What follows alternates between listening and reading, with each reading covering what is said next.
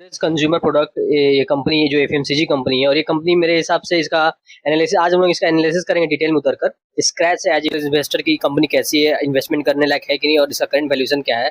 पहले कंपनी क्या करती है एग्जैक्ट बिजनेस जानेंगे, इसका फ्यूचर ग्रोथ जानेंगे, 10 15 20 साल इसका क्या फ्यूचर ग्रोथ रहेगा और इसका अभी करंट वैल्यू जो चल रहा है इसका वो अभी बाइंग जोन में है या नहीं है। और इसका चार्ट भी हम लोग एनालिसिस करेंगे, मतलब टोटली स्क्रैच से एनालिसिस करेंगे। तो पहले मैं बता दूं ये बाइंग सेलिंग रिकमेंडेशन नहीं है, ये सिर्फ एजुकेशनल पर्पस है, पर्सनल एनालिसिस है। तो गोदरेज कंपनी, गोदरेज ग्रुप की एक कंपनी है गोदरेज कंज्यूमर प्रोडक्ट। ये कंपनी काफ़ी पुरानी है और ये कंपनी पहले समझिए करती क्या है, एग्जैक्ट पहले बिजनेस समझिए करती क्या है। तो कंपनी कंज्यूमर बनाती है, कंज्यूमर प्रोडक्ट बनाती है, जैसे होम केयर हो गया, पर्सनल केयर हो गया, इंटरनेशनल होम केयर। आपका इसका प्रोडक्ट बहुत पॉपुलर है, आप हर कोई यूज़ करता है। गुड नाइट हो गया, हीट हो गया, ईजी हो गया, पार्क एवेन्यू का डिओड्रेंट हो गया, सॉप हो गया, सिंथॉल साबुन। मतलब ये कंपनी इन सेक्टर में काम की, ये काफ़ी पॉपुलर प्रोडक्ट है इसके। दूसरी बात, कंपनी इंटरनेशनली एक्सपोर्ट भी करने, बाहर भी कंपनी में यूएस में, यूरोप में, कंट्री में भी बिजनेस करती है, लेकिन इनका सबसे ज़्यादा ग्रोथ इंडिया से ही आता है। तो ये रहा कंपनी क्या करती है। कंपनी का अब फ्यूचर ग्रोथ की बात करते हैं, तो फ्यूचर ग्रोथ कैसे है। तो फिलहाल कंपनी जो एफएमसीजी सेक्टर में है, कंपनी अगर अपने आप को एक्सपेंड कर रही है, अभी कंपनी बड़े शहर में तो काफ़ी अच्छा एस्टेब्लिश है, अब रूरल गांव शहर छोटे शहर में एक्सपेंड कर रही है। वहाँ पे इनके प्रोडक्ट काफ़ी सेल हो रहे हैं, तो वहाँ पे इनका रेवेन्यू वहाँ से इनका इंक्रीज हो रहा है। और दूसरा है कि कंपनी अपना प्रीमियम प्रोडक्ट भी लॉन्च कर रही है और अपने आप को सबसे, और तीसरा पॉइंट है कि कंपनी अपने आर&डी पे सबसे ज़्यादा पैसा और टाइम एफर्ट डाल रही है, जिसकी वजह से इनके काफ़ी प्रोडक्ट, 90% प्रोडक्ट गोदरेज के हीट है। जैसे आप पहले आप देखो good night, good night maximum heat है, अदर भी ब्रांड के आते हैं पर गुड नाइट हर कोई प्रेफर करता है, मैं भी यूज़ करता हूँ गुड नाइट इसका।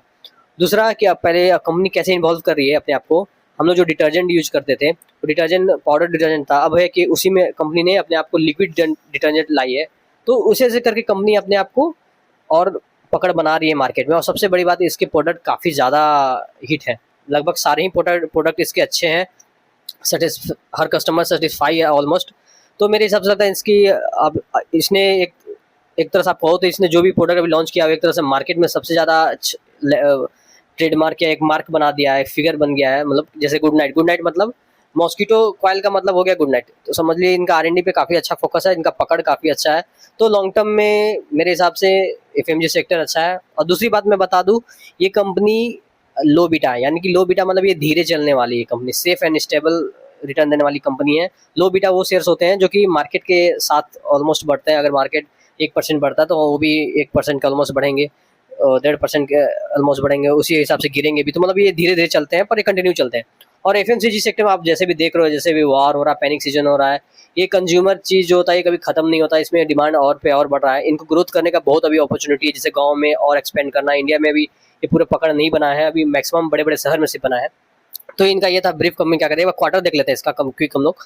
तो मार्च क्वार्टर का रिजल्ट आ गया, इसने नेट प्रॉफिट 452 करोड़ का किया, जो कि लास्ट क्वार्टर आपको दिख रहा होगा 498 था, 452 करोड़ का। मतलब कंपनी का सेल भी ठीक है, कंपनी प्रॉफिटेबल है, लॉस भी नहीं है, ऑलमोस्ट इनका बराबर है। ईयर ऑन ईयर देखा जाए तो इनका सेल बढ़ रहा है, पास्ट ईयर से देखा जाए, अगले पिछले 4 5 साल से, तो सेल तो काफ़ी ज़्यादा बढ़ गया है। नेट प्रॉफिट में भी अच्छा खासा है, 1800 करोड़ के अराउंड है, 1861 का जो उससे पहले था। उससे पहले कंपनी को 2024 में लॉस हुआ था। और रिजर्व देखा जाए तो कंपनी पास रिजर्व 12,000 करोड़ है और कर्ज 4,000 करोड़ है, जो कि ऑलमोस्ट डबल के अराउंड है, डबल ट्रिपल के अराउंड है, जो कि अच्छी बात है। कंपनी अपना एफएमजी सेक्टर में मार्जिन कम होते हैं काफ़ी, पर ये कंपनी अपना प्रीमियम ब्रांच और मोनोपोली की वजह से काफ़ी ज़्यादा इनका बेनिफिट मिलता है उसमें, प्रोडक्ट में। तो ये रहा। और एक बार हम लोग इसका क्विक प्रमोटर देख लेते हैं। प्रमोटर का 53% है, एफआईज के बाद 13% स्टेक है, डीआईज के पास 18% स्टेक है। डीआईज ने 16% से 18% बढ़ाया है, कुछ म्यूचुअल फंड्स और बड़े बड़े कंपनियों ने इन्वेस्ट किया है।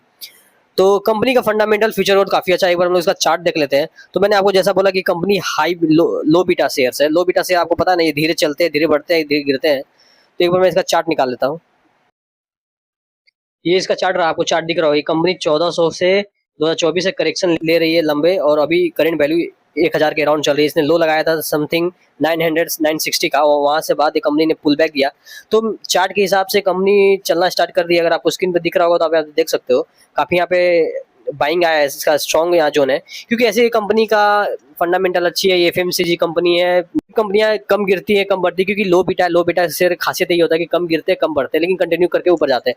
तो मेरे हिसाब से ये आपको लॉन्ग टर्म में अगर आपका विजन है तो साल 1.5 साल ऐसा विजन रखते हैं, 5 महीना 6-7 महीना साल 1.5 साल, तो आपको अच्छा रिटर्न दे सकती है। और दूसरी बात मैं बता दूं, ये कंपनी इन्वेस्टमेंट शेयर्स है, ये ट्रेडिंग शेयर्स नहीं। इन्वेस्टमेंट शेयर मतलब ये कंपनी धीरे धीरे बढ़ेंगे, बाकी अदर मार्केट के शेयर्स के मुकाबले, जैसे स्मॉल कैप या इसके अदर सेक्टर के जो भी शेयर्स हैं वो जो हाई बीटा वाले हैं उनके मुकाबले कम बढ़ेंगे, लेकिन कंटिन्यू धीरे धीरे और सेफ के साथ बढ़ेंगे।